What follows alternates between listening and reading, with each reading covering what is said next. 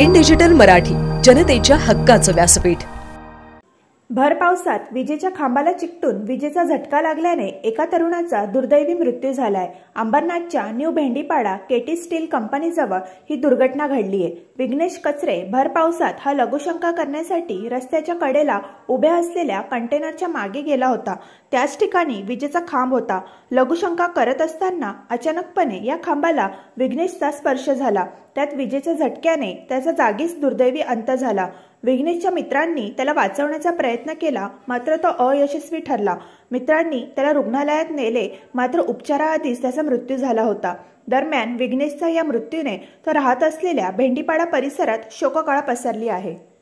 आमचा मुलगा तिथं कामाला गेला होता कंटेनर भरायला, तर लगवीला गेला आणि तिथं शॉक लागला त्यांना। अंबरनाथ नवीन भेंडीपाडा। विघ्नेश अनिल कचरे वजह से होगा, वो कुछ दिखाई नहीं दिया वायर।